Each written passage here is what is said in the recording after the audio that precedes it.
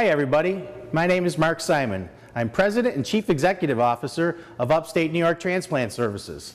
I want to take this opportunity to welcome you to our organization. For the past 30 years, Upstate New York Transplant Services has served the Western New York community by providing services in organ, tissue, eye, and blood donation. And did you know we are the only organization in the United States that provides all those services under one roof. Each year we have the ability to help and save the lives of over 50,000 people through organ and tissue transplantation, as well as providing blood to the many, many citizens here in Western New York. We have a great responsibility to the Western New York community, and clubs like yours are very, very important in helping us spread the word about the need for organ, tissue, eye, and blood donation. I hope you enjoy your tour. Thank you.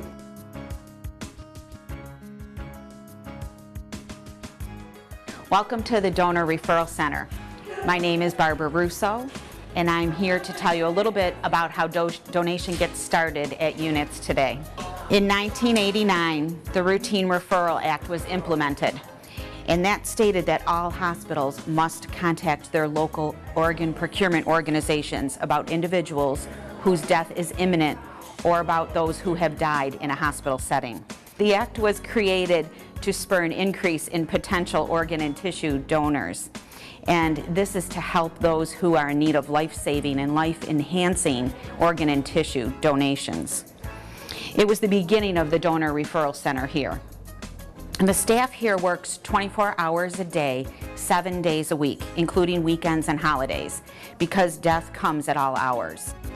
And there are two different types of calls that we take here in the referral center. The first type of call is for potential brain death. This equals approximately 10% of the calls coming into the Donor Referral Center. And even though organ donation is much well known by the public, only about 2% of these calls would be eligible candidates for organ donation.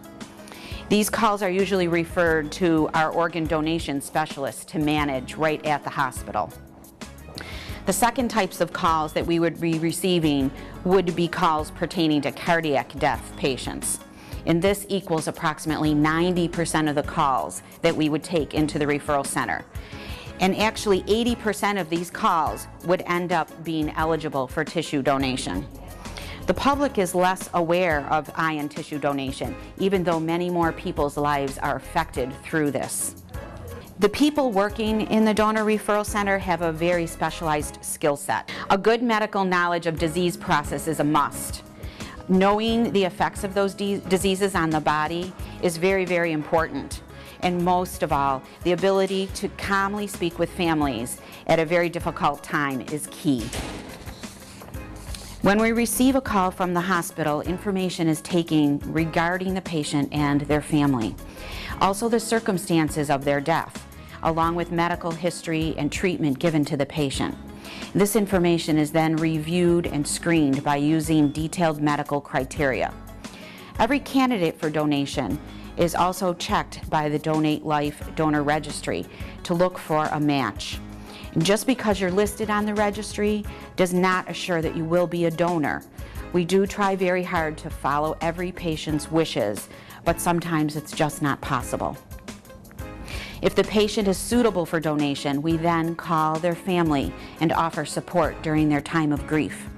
At this time, we also take the time to educate the family about donation and see if this is something that they may be interested in doing. For donation to take place, a 9-page documentation and questionnaire is completed with the family over a recorded telephone line. And we use this to further document the patient's medical history and conditions. All this happens very quickly, usually within a couple hours of their loved one's death. Donation does not affect funeral arrangements or viewing plans, and there's no cost to your estate or family for you to be a donor.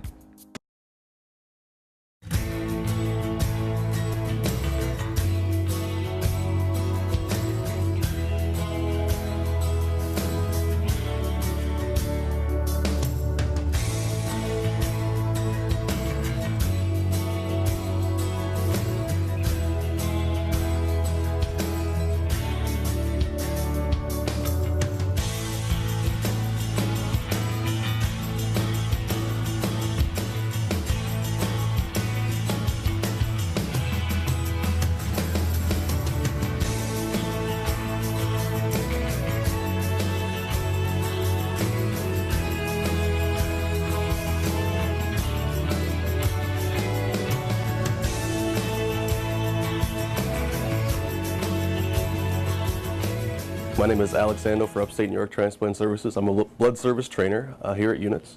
Behind me, you can see this is our blood room. We are open a few times a week. We do collect blood here.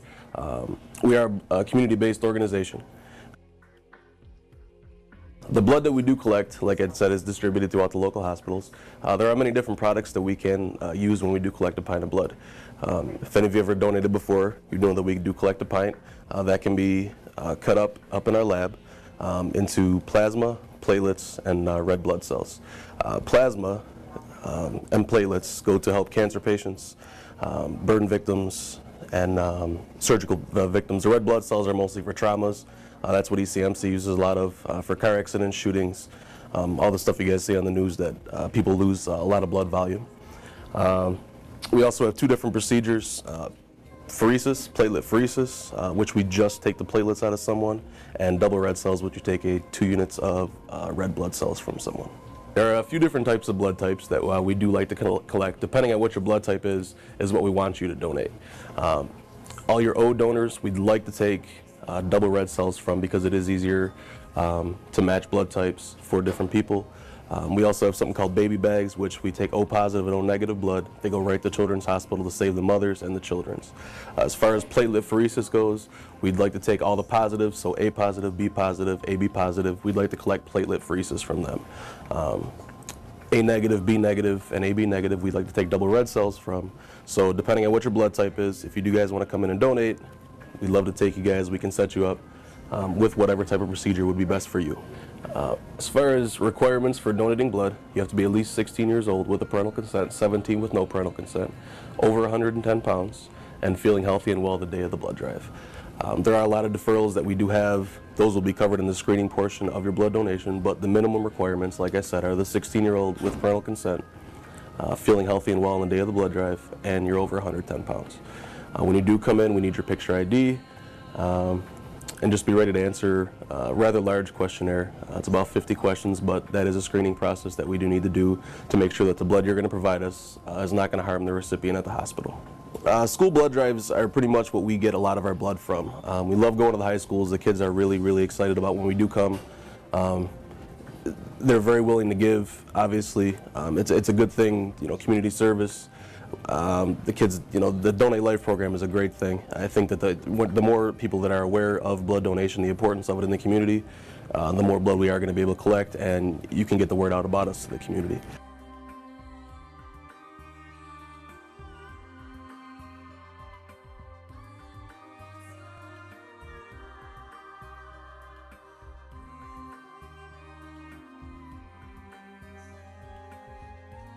Hi, my name is Christina Petsos. I'm actually the blood component processing supervisor, and this is the blood bank. All the units that go through and are collected from units as a whole come back into the blood bank and are processed here. We process whole blood into all its different components, which I'll show you a little bit later, from red cells, plasma, platelets, all the different components. Hospitals also do call directly into this lab and order blood products. So this is a 24-hour-a-day facility. They call in, they order the specific products that they need, and we actually package it and ship it, and we actually have couriers that go out to the specific hospitals and deliver blood. A little bit of background for education here, a lot of people have 4-year degrees, biology degrees, also a little bit of med tech. We actually have a couple phlebotomists that transferred over from drawing blood into the actual processing of blood. I actually even have a surgical tech, so it's all type of medical background, ranging, like I said, from a 2-year degree to a 4-year degree, any type of just medical and education background. I'm going to talk a little bit about the different types of blood that we process in here and all the different components that we make from it. First, what I have in my hand is actually what we call a packed red blood cell. This just happens from sitting in the cooler. The red cells fall down to the bottom and the plasma is up at the top. This happens because the red cells are heavier than the plasma, so that causes separation. This will never happen in a normal body just because your heart is pumping and blood is constantly flowing. But this is how we actually get to separate all the products. When we pull down using a centrifuge or centrifugal force, we pull the red cells down, and then it allows us to express the plasma off, and that's how we remove the plasma off of the red blood cells. If I mix it up, it'll go back into looking just like normal red blood cells. You can still see the separation though up at the top in the segments. The labeling that you see on the front, this is an A positive red blood cell. Every red cell and every person has their own specific type. A, O, B, and AB as well as having a positive and a negative RH to it. Each person also can only receive certain types of red blood cells. The type that is the universal donor, meaning it can go to any person, is O negative. The second thing is the plasma that you saw. We actually freeze it in these cartons, and makes it called FFP, fresh frozen plasma. We freeze it within 8 hours of collection. I'll show you what it looks like frozen. Okay, so you can see it looks kind of like just a hard liquid. We freeze it at negative 55 degrees Celsius, and it lasts for an entire year as long as it stays frozen. So you can see this is a different type. This is an O positive. The third thing that we can make is platelets. This is actually not from a whole blood collection. This is from a different type of machine called an apheresis machine, which actually specifically only collects platelets. So it'll filter out the blood in the machine, and it'll give you back your red blood cells during donation, and it only keeps the platelets in the bag. This, you can see, is still liquid. Okay, we keep it at room temperature, 20 to 24 degrees Celsius, and we keep it outside in the lab. We have rotators that move back and forth to constantly make sure that the platelets keep moving. Platelets are the clotting factor in your blood, so if they sit for too long, they can actually stick together and clot. Platelets only have an expiration date of 5 days, so from the time it's drawn to the time it has to go into a patient is only 5 days. So with this, we are constantly needing platelet donors because they don't last as long, so we want to make sure that we're constantly replenishing them on the shelf. You can see that this one is actually a B positive, but the cool thing about platelets is because it's a plasma product, it doesn't have any red cell antibodies, so it can pretty much go to any patient. So we try to recruit B positive and AB positive donors for platelets because their blood can go to the least number of people, but their platelets can go to anybody.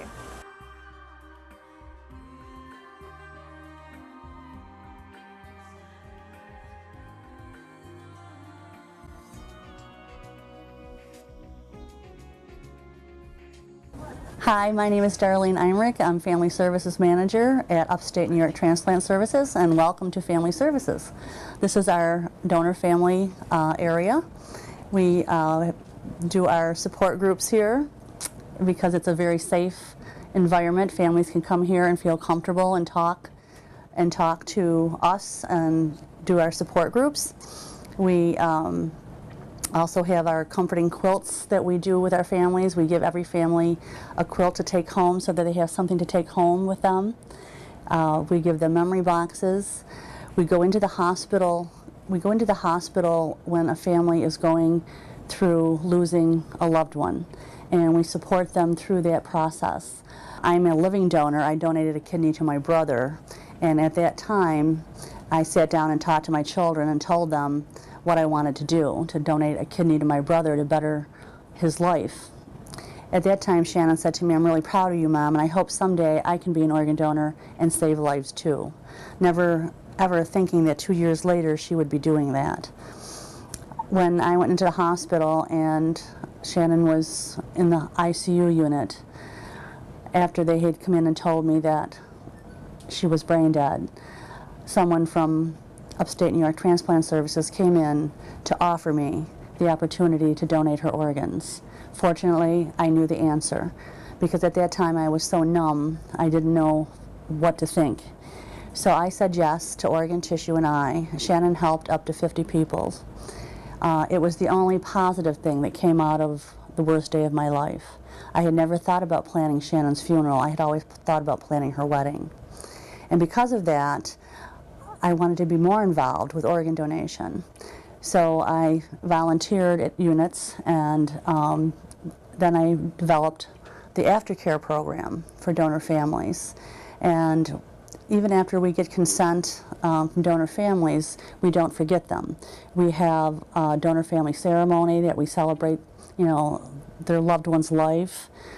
We have support groups right here where they can talk to people that have experienced something very similar. And it's a very safe environment for them. We send them letters and packets asking if they need any grief information. We give them a follow-up phone call. They become part of Unyts family, and we're very proud of that. A lot of people that I have worked with 10 years ago, I'm still in contact with. And most donor families say that because of organ donation, it gave them something positive to put to a terrible tragedy that happened. And it's a hard time for a family to make a decision. But Western New York has been very generous, and we have a very good consent rate because organ donation does put a positive to something very tragic.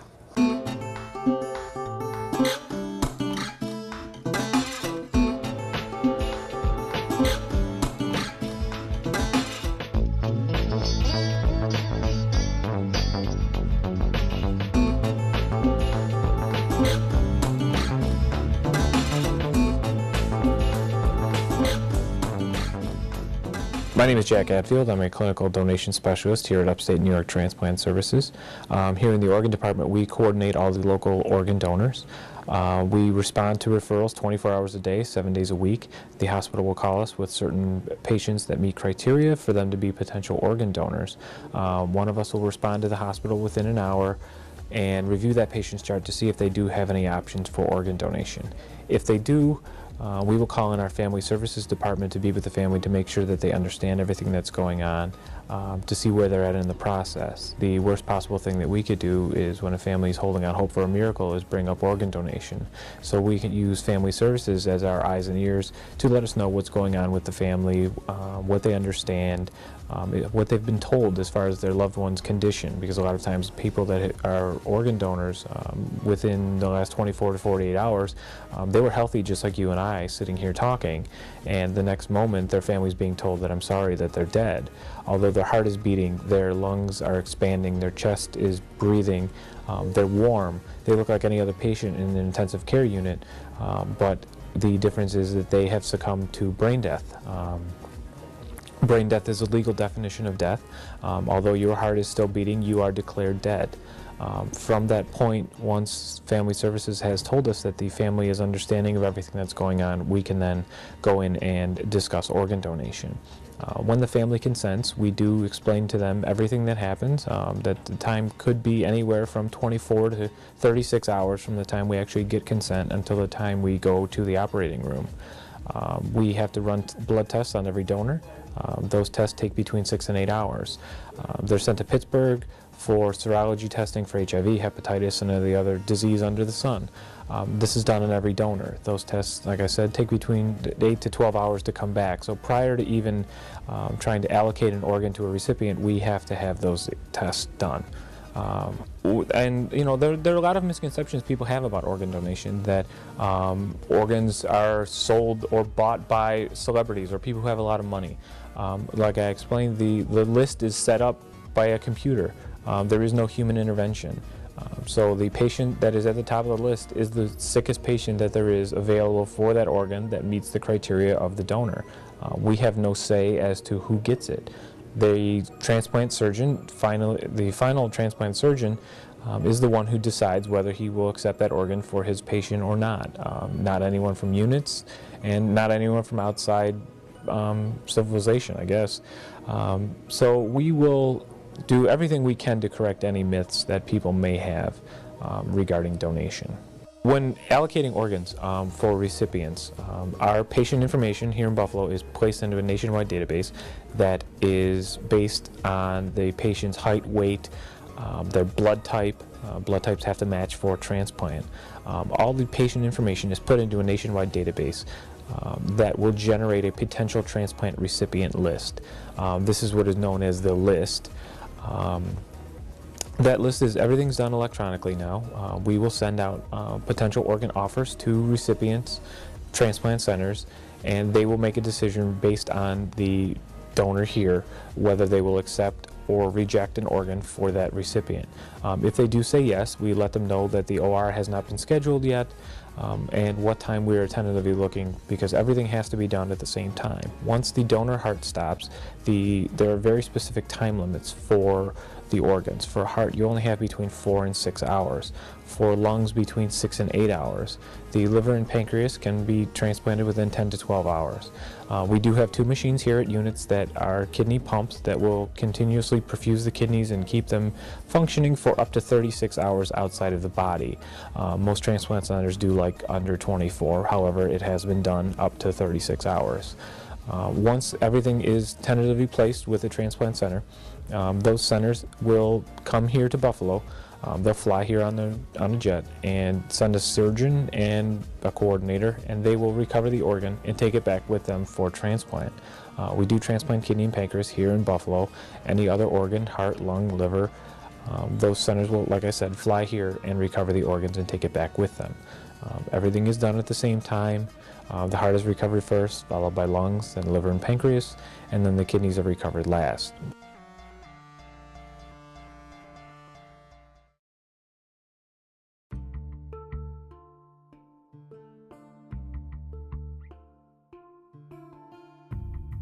Hi, I'm Mary Pfeiffer. Welcome to the Eye and Tissue Lab at Upstate New York Transplant. We are the department that does the recoveries, ocular tissue and all the other tissues that are used for transplant. The 2 tissues that are processed here directly in the lab are cornea and sclera. Those are 2 ocular tissues that we recover for transplant. They're looked at here in the lab. We look at the corneas on 2 microscopes. There's 5 layers of the cornea that need to be evaluated. We do a thorough medical social history and serologic testing.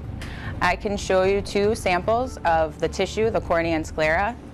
The tissues that we recover for transplant here at Unyts are the scleral tissue, which is the white of the eye, and the cornea. The cornea is the clear part that covers the pupil and iris.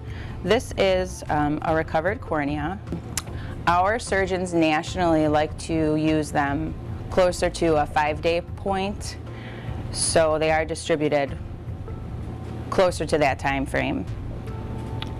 We recover the tissue, process it here, do the medical chart review and the evaluation to make sure that it's suitable for transplant. Then we offer it to our local surgeons, send us their request for surgery, and we provide the tissue for them first. Locally is our priority, and then we will, if we have leftover excess tissue that we didn't need before the time frame, we'll offer it to other eye banks. And then if there's no need nationally, we will send the tissue to international programs. These are the 2 microscopes that we use to evaluate the corneas. We do a cell count using the specular microscope. It works hand in hand with a computer program to estimate or count the amount of endothelial cells each cornea has. That's necessary to know if the cornea would be suitable for transplant. And the surgeon wants to know how many endothelial cells there are to find out the viability of it. After we do a cell count, we look at the 5 layers of the cornea using this slit lamp. We have a few different magnifications that we look at it on, and then we specify if there's any edema, if there's any stress lines or any scarring or anything that the surgeon might want to know to make sure that it would be suitable for their patient. Hi, my name is Maureen McIsaac. I'm the Youth Engagement Coordinator at Upstate New York Transplant Services, and I just wanted to speak to you briefly about the importance that our volunteers play. We have the opportunity for youth to get involved with a lot of different events that we do, some local events, some local blood drives, and also we're able to have volunteers come into our offices here and help out with administration work. We also offer community service hours, and we're always looking for volunteers, especially reaching out to our youth who are so vital in the future of what we are trying to do here and to accomplish our mission at Upstate New York Transplant Services.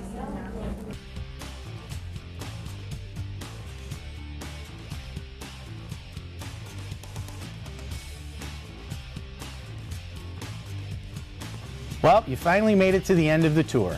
I hope you enjoyed it, and I hope you learned a lot. The need for organ, tissue, and eye donation is extremely important, as well as blood. And your message as a Donate Life Club member is very, very important. So the work you do in the school year going forward will make a difference in the lives of Western New Yorkers. Thanks, and have a great school year.